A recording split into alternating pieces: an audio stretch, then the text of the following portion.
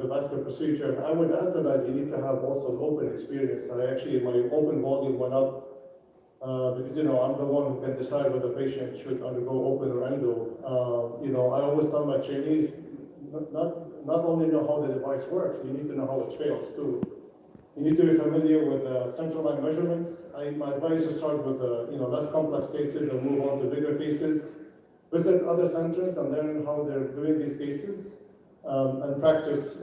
Even I used to practice in my office. When I started in 2010, when I started doing those cases before we started doing them in patients. So just for those who are not familiar with physician modified, so this is the workflow. We take the CAT scan, we do central line measurements, and basically we do all these measurements, as you can see here, distances, arc length, and then that gets translated into an Excel sheet, and basically from that Excel sheet, I know exactly where I'm going to put those fenestrations, and then we resheath it and we perform the procedure. So actually, this is not my picture, this is a picture from Dr. Aldrich, but my very first was a iliac branch modified, we call it homemade iliac branch device. Was similar case, I used fluency, and it was a good case of practice because I thought, if I'm not successful, I can always coil and extend. We can see a bunch of catheters that we use, and I'll come to that in a second, all these catheters. So actually my fourth or fifth case was a rupture. This patient actually this was his second rupture. His first rupture was an open surgery, and then he ruptured again. And I think this was my fourth or fifth physician modified case that we ended up treating the patient, and he was in his 80s. And I kept in touch with the patient, his daughter, and he actually died almost 2 years later from pneumonia. We presented this at one of the meetings and we published it. I always like to tease my junior partners that now they have it easy with the steerable sheath. When we used to do those with the wires and catheter, it used to take some time, especially some difficult cases. Now, straightforward physician modified for vessels, we can be done in 2 hours, 2 hours and 30 minutes. Because of this steerable sheath, which provides you support and angulation too. Also, we use vessel navigation, which I think it really helps you in these cases a lot. And we actually looked at our series when I was in Houston before I moved to Chicago, and we presented this at the Vascular annual meeting, and really it showed that we reduce radiation as well as contrast use. And actually, we used to start those cases without any imaging. We just did completion angiogram or completion cold DVCT at the end. So I'm going to go through why I chose physician modified. Again, like I said, you start slow and then you move up. But I'm going to show you a couple cases, tell you why I chose. I used to do periscope and chimney, as the previous speaker mentioned. This is actually a case. Believe it or not, I still see some patient with failed NUREX. This is a patient I treated recently. And obviously in this case, I want to avoid that bend in the thoracic arch, so I can really tailor the stent where I need to put it, and that's exactly what we did. So we basically landed the stent just before that bend, and the patient did fine. Also access, I see a lot of patients with poor access. So luckily, I usually modify alpha device, which has a low profile, so I'm able to, if allowed, to use a lower profile. This is actually patient number 15 that I did. This was in Chicago data, and then as you can see, the very, very small vessels. This patient had the right nephrectomy and an occluded celiac artery, so luckily it was just 2 fenestrations, but you can see terrible access. So basically, we did this case with, luckily the device that we used was 16 French, and on the other side we put only 12 French. And even the 16 and 12 actually dissected the external iliac arteries, but they were non-limiting, and we left it alone. And actually, this patient now is doing well. Another trick to allow for, because we use steerable sheath, which is outer 9 French, is that after we secure the stent, as you can see here, once the stent is secured, usually in SMA, we pull the sheath back since it's along the delivery system.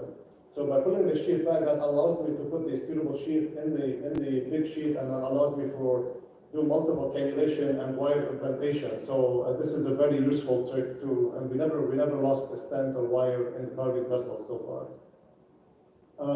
So this is actually the lady I showed you now. She's 4 years old. This is the CAT completion angiogram, and this is a follow-up CAT scan at 4 years. No secondary intervention, doing really well. This is a patient that had an open thoracoabdominal repair at the County Hospital in Chicago, and then eventually when I saw him, he required CABG, a aortic valve and eventually had suprapulmonary hypertension. But you can see how big his aneurysm. I think actually this graft degenerated. So I was thinking I'm going to have to explore it at some point. So I was like, let me modify the graft. Anyway, we need to treat the 5.4 paravisceral aneurysm. And then a lot of times I use 3D printing. It helps me decide sometimes which way I'm going to go. Actually, in this case, we used a flex device because I wanted to align the entire graft. So this patient had a high-grade left renal artery stenosis. As you can see, I was able to put an 014 wire, but despite the balloon supporting the wire, I still did not pass a stent. So, but you know, if you were doing periscope or kidney, this kidney would have gone. So I stopped, and then I brought the patient back 5 weeks later. That's what he wanted to come. And then I didn't have a shop 014 system, but that's what we did. Eventually, we engaged with the 014, put a balloon expandable 014 wire, and then switched to 035 system and did the cover stent and sealed it. And this is a picture after we sealed it. So really, physician modified allows me to, basically stop and come back later if I have to. And I do a lot of cone beam CT, like in this case, we identified the 1C endoleak and we treated before leaving the operating room table. I think that also allows reducing the complication rate. Sometimes, I leave the fenestration intentionally. So this is a case with thoracoabdominal aneurysm extend 2, and this lady had tiny iliac. So usually those cases, I actually treat them in 1 stage instead of 2 stages. I did the physician modified when I deployed the TVAR in neuromonitoring both legs at the same time went completely flat. So I was very concerned about spinal cord ischemia. So what we did, as you can see in this picture, in the top picture, you can see that we left the celiac artery unstented, and you can see there's an endoleak, and then luckily the patient woke up okay, no problems. And then I just did this case this last month, and she's going to come back sometime this month for the balloon, test occlusion balloon, and stenting the celiac artery. This is a patient that was sent to me from a well-known surgeon in the US who does a lot of chimney and periscope. But as you can see, the problem here is that you have a lot of, all the target vessels are within, like in the narrow lumen, and they're very next to each other. Well, the advantage of PMAG is I can do inner branches, and not only do inner branches, but we can also attack the distal stent of inside the device, so it stays away from that crowded space for the target vessels. And you can actually, if you see at the follow-up scan, you can see how we attack the right kidney down and still in that same position in a less crowded spot. When you get comfortable, you move up to 5 fans, you can pre-cannulate them. This is a patient that had a rupture with iliac occlusion. We went from the arm, we did PMAG from the arm.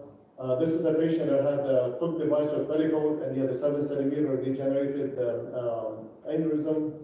And then his left renal came from the false lumen.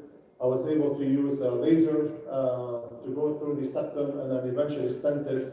And then finish the repair, as you can see in this case. So in conclusion, basically what I tell my trainees do, you're comfortable doing, but also do what's right for the patient. I used to do a lot of periscope and chimney, but I switched to PMAG for the following reasons I explained. Start with straightforward cases and move on to complex cases. Always examine your results, and then if there's a problem, fix it. Really, you need to have plan A, B, and C, but I think the technology is evolving. I think PMAG and Circle eventually will be only left for emergency and very selected cases. Thank you for your attention. Thank you, Dr. Bashara. Any questions for Dr.